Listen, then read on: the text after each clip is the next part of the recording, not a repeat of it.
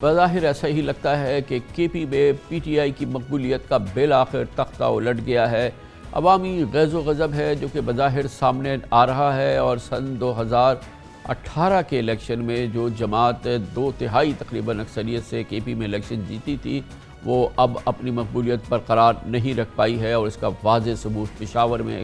خیبر پختونخوا کے کیپٹل میں نظر آیا، جہاں پر اب پی ٹی آئی کا میئر بھی منتخب نہیں ہو سکا ہے۔ اس میں کوئی اچنبھے کی بات نہیں ہے۔ حالات، واقعات پچھلے چند ماہ سے بلکہ پچھلے 1-2 سال سے واضح طور پہ کر رہے تھے کہ کے پی میں سب کچھ اچھا نہیں ہے۔ عمران خان کی مقبولیت کے بھی طوطے اڑ رہے ہیں، اور پی ٹی آئی کی مقبولیت کے بھی، اور اس کا اب واضح اظہار ہو گیا ہے، جس کا ذکر ابھی ہم کرتے رہے، اس کا تجزیہ حاصل کرتے ہیں۔ ہمارے ساتھ موجود ہیں نامور کالم نویس، ممتاز سینئر صحافی، اور خاص طور پہ کے پی کے سیکیورٹی اور سیاسی معاملات پہ بڑی گہری نظر رہتی ہے، جناب سلیم صافی ہمارے ساتھ موجود ہیں۔ بہت بہت شکریہ سلیم صافی صاحب۔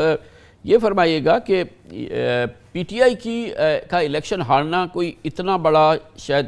شاکنگ ڈیولپمنٹ نہیں ہے، واضح طور پہ یہ نوشتہ دیوار تھا جو نظر آ رہا تھا، لیکن جے یو آئی نے اس کی جگہ لی، اس کی کیا وجہ ہے؟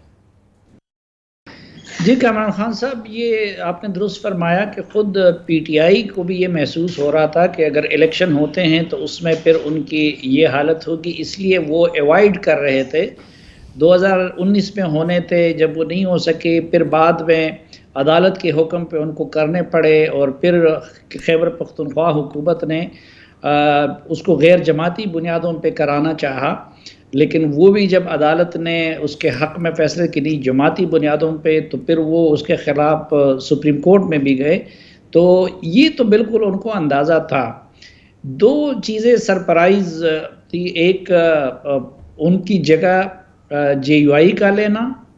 اور دوسرا ہم یہ سوچ رہے تھے کہ شاید بڑی حد تک پی ٹی آئی کو ریپلیس کرے گی عوامی نیشنل پارٹی، کیونکہ یہ بیسیکلی پشاور ویلی جس کو ہم کہتے ہیں، تو وہ عوامی نیشنل پارٹی کا ماضی میں بھی گڑھ تھا، اور اس طرح کبھی جے یو آئی کا ساؤتھ میں تو مضبوط روٹس تھے، لیکن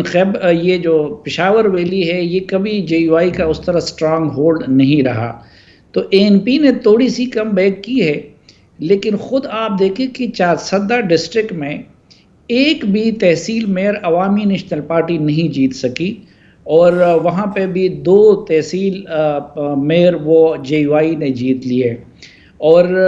تو یہ میرے خیال میں حیران کن بھی تھا، اور شاید اس کی ایک بڑی وجہ یہ بھی ہے کہ جو ریئل ٹرمز میں پہلے دن سے پی ٹی آئی کی اپوزیشن کی ہے یا کر رہی ہے تو وہ جے یو آئی ہے، اور پیپلز پارٹی یا پھر اے این پی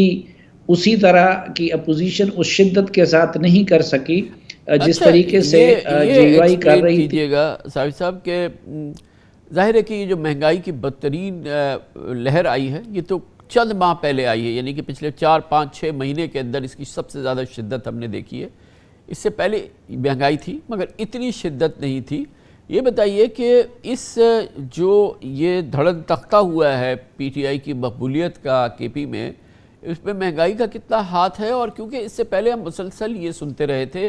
کہ ایک انتہائی خطرناک قسم کی اندرونی خلفشار ہے جس کا شکار ہے یہ جماعت،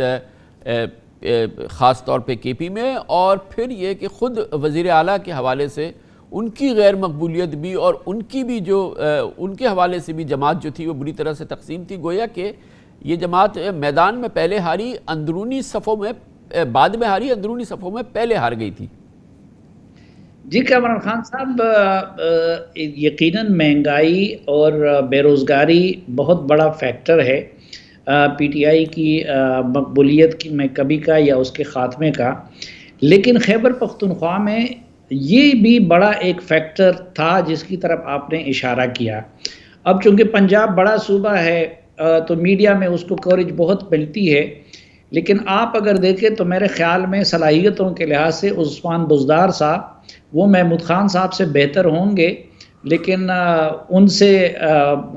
وہ پیچھے نہیں ہے، لیکن عثمان بزدار کا ذکر تو ہوتا رہا لیکن ان کا ذکر نہیں ہوا۔ دوسرا، ایک مرتبہ ایک آرٹیکل نے میں نے گن کے بتا دیے تھے کہ عملاً خیبر پختونخوا کے 1 نہیں 2 نہیں 3 نہیں 10 وزرائے اعلیٰ میں نے گن لیے تھے. ایک طرف وزیر اعلیٰ، دوسری طرف گورنر شاہ فرمان، ان کا پرائم منسٹر کے ساتھ اپنا ایک فرینکنس ہے، پھر شاہرام ترکی اور عاطف یوسفزئی ان کے ساتھ نہیں بنتی، پھر اعظم خان صاحب بیوروکریسی کے ذریعے اپنا ایک پیرالل نظام چلاتے ہیں. تو ایک تو حکومت میں بھی انتشار ہے اور وزیر اعلیٰ کی دلچسپیاں اور ہمدردیاں صرف اپنے سوات اور ان علاقوں تک محدود رہتی ہیں، اور دوسرا پارٹی میں بھی تو انتشار کا یہ عالم ہے کہ اتنا عرصہ ہو گیا وہاں پہ صوبائی صدر پارٹی کا نہیں ہے، کیونکہ اور اس لیے صوبائی صدر پہ اتفاق نہ ہونے کی وجہ سے صوبے کو زونز میں تقسیم کیا گیا ہے. اب بلوچستان جیسے بڑے صوبے کے لیے تو ایک صدر رکھا گیا تھا، لیکن عدم اتفاق کی وجہ سے، اور وہ بھی معلوم نہیں ہے کہ کون صدر ہے، کس کے پاس اختیار ہے. پرویز خٹک صاحب کا اپنا ایک گروپ ہے، انفلوئنس ہے، اسد کیسر کا اپنا ہے، اور ہر کوئی اپنی ذات اور اپنے حلقے کی حد تک ان کی یہ تو ہو گئی یہ اندرونی خلفشار کی آپ نے بڑی اچھی تصویر کشی کی ہے. لیکن میں یہ حیران ہوں کہ اگر صدر بھی نہیں ہے، خیر وہ خالی کے پی میں بھی نہیں ہے، سندھ میں بھی نہیں پتہ ہے کہ کون اس پارٹی کو چلاتا ہے، نام کے کچھ لوگ ہیں، لیکن اس کے باوجود عمران خان صاحب کا کے پی کے معاملات میں جو ان کی دلچسپی یا ان کا کنسنٹریشن یا جو ان کا وزٹس رہے ہیں کے پی کے، میں نہیں سمجھتا کہ شاید انہوں نے ایک رات بھی گزاری ہے. خیر وہ کراچی میں بھی نہیں گزاری، لیکن خود بھی تو وہ تقریباً لا تعلق رہے ہیں، یا وہ اتنی اس میں کشمکش رہی ہے جماعت کے اندر کہ وہ اس سے دور ہی رہے، مطلب ان کی ہمت ہی نہ ہوئی کہ اس کے بیچ میں جائیں. اور پھر ظاہر ہے کہ اس کا نتیجہ یہ نکلا کہ یہ عمارت جو ہے یہ منہدم ہو گئی ہے اس وقت کے پی میں پی ٹی آئی کی. نہیں، اس کے ذمہ دار عمران خان صاحب خود ہیں. اب دیکھیں، اگر پچھلا الیکشن اگر جینون الیکشن ہوا تھا، اور خود عمران خان صاحب کہتے بھی ہیں کہ خیبر پختونخوا کے لوگوں نے کسی کو دوبارہ منتخب نہیں کیا، تو پھر تو پرویز خٹک صاحب نے سیٹیں ڈبل کر لی تھی، پھر تو بہت بڑی اچھی پرفارمنس تھی، تو پھر تو پرویز خٹک کو وزیر اعلیٰ بنانا چاہیے تھا. لیکن چونکہ وہ خود ان کو اچھے نہیں لگتے تھے، ان کے پرنسپل سیکرٹری اعظم خان صاحب کو اچھے نہیں لگتے تھے، تو پرویز خٹک صاحب کو کوڈے لائن لگا دیا. دوسرا وہی پنجاب والا فارمولہ انہوں نے خیبر پختونخوا میں بھی استعمال کیا. مثلا پہلے 3-4 سال سے عاطف خان کو عمران خان صاحب نے اس انتظار میں بٹھائے رکھا تھا کہ وہ ان کو وزیر اعلیٰ بنائیں گے،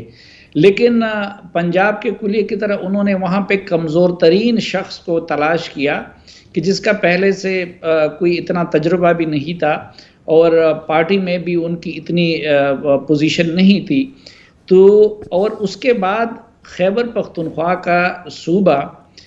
ایک تو اعظم خان صاحب وہاں پہلے چیف سیکرٹری بھی رہے تھے، خود ان کا اس صوبے سے بھی تعلق ہے. تو میرے خیال میں جتنا day to day affairs Khyber Pakhtunkhwa کے وزیر اعظم ہاؤس سے چلتے ہیں، پھر مراد سعید صاحب عملاً وزیر اعظم کے قریب ترین ہیں، اور ان کو نامینیٹ کیا تھا یا ان کی سفارش کی تھی محمود خان صاحب کی مراد سعید نے. تو میرے خیال میں تو یہ ان کی عدم توجہ نہیں، بلکہ زیادہ جو عمران خان صاحب کی توجہ ہے کہ وہ ہر معاملہ مرکز سے چلائے. اس لیے وزیر اعلیٰ نہ شاہ فرمان صاحب کو کاؤنٹر کر سکتے ہیں، شاہ فرمان صاحب کا اپنا پی ایم ہاؤس کے ساتھ ایک، اور صافی صاحب یہ بھی تو بڑا ایک المیہ ہے کہ اس میں شاید باہر والے یا دوسری حزب اختلاف کی جماعتیں اس شکست کی جو آج پی ٹی آئی دیکھ رہی ہے اس پہ شاید وہ اتنی خوش نہیں جتنی خود پی ٹی آئی کے حلقے خوش ہیں. مثال کے طور پہ اگر آپ نے پرویز خٹک صاحب کا نام لیا، جس لیڈر نے 2/3 اکثریت تقریباً دلا دی دوسرے الیکشن میں، اس کا عمل دخل ہی اس صوبے میں ختم کر دیا گیا جہاں پر اس کی اتنی مضبوط گرپ رہی، صرف اس وجہ سے جیسے آپ نے مختلف نام لیے. تو یہ بھی تو ایک بڑا المیہ ہے کہ اس شکست پہ خود پی ٹی آئی کے اندرونی حلقے زیادہ خوش ہیں حزب اختلاف کے مقابلے میں. اب میں عمران خان صاحب کل اور آج میں پشاور میں رہا، اور وہاں پی ٹی آئی کے ایک سے رابطہ کرے تو وہ دوسرے کو بلیم کرتے، دوسرے سے رابطہ کرے تو تیسرے کو بلیم کرتے، بعض لوگ تو کل کے بھی. مثلا اب ہشام جو ہے وہ صوبائی وزیر رہا ہے، وہ علی امین گنڈا پور کو چیلنج کر رہا ہے کہ میں آپ کے مقابلے میں الیکشن لڑتا ہوں۔ پھر ایک اور پرابلم یہ ہے، اب مثلا اسد کیسر صاحب نے اپنے بھائی کو MP بنا دیا ہے، وہ ان کے لیے وزارت طلب کرتے ہیں، وہ مرکز سے اپنا اختیار وہاں پہ استعمال کرتے ہیں۔ پھر پرویز خٹک صاحب کے بھائی بھی MP تھے اور اس لیے وہ ناراض بھی ہو گئے۔ اب علی امین گنڈاپور صاحب یہاں پہ خود تو وفاقی وزیر ہیں، دوسرے بھائی کو صوبائی MP بنا دیا اور پھر وزیر بنا دیا، پھر ان کو بلدیات کا محکمہ دے دیا، اور اب تحصیل کا الیکشن بھی ان کا بھائی لڑ رہا تھا۔ تو یہ لوگ کہہ رہے تھے کہ ہم موروثی سیاست کا خاتمہ کریں گے، تو اسد کیسر صاحب بھی بھائیوں کو لے آیا، وہ بھی بھائیوں کو لے آیا، تو اس کی وجہ سے بھی بڑی ایک ریزنٹمنٹ ہے۔ اب مثلا جو پشاور ڈسٹرکٹ کا ان کا جو کینڈیڈیٹ تھا، وہ پارٹی میں ان کی پہلے سے کوئی پوزیشن یا حیثیت نہیں تھی، وہ ابھی دبئی سے آئے ہیں اور پیسے والے آدمی ہیں، تو وہاں پہ ایک دوسرے پہ الزام لگا رہے کہ جی یہ فلاں ان کو لایا ہے، دوسرا الزام لگا رہے کہ فلاں ان کو لایا ہے۔ اسی طرح جو تحصیل میں یا باقی ڈسٹرکٹ میں بھی ہے، وہ وزیر اعلیٰ کا کیم کہتا ہے یہ شاہ فرمان صاحب نے فلاں فلاں کیا ہے، شاہ فرمان صاحب کا کیم کہتا ہے وہ انہوں نے کیا ہے۔ پھر وزراء کے اندر تو ایک عجیب سی کوئی حرکت نہ، وہاں پہ پارٹی اس طرح چل رہی ہے جس طرح کی پارٹیاں چلا کرتی ہیں۔ بہت بہت شکریہ جناب سلیم صافی ہمارے ساتھ موجود ہے۔